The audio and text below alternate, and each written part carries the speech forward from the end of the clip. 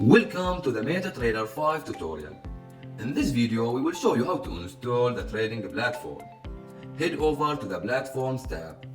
Here you can see the devices and operating systems available. Let's choose the Windows download.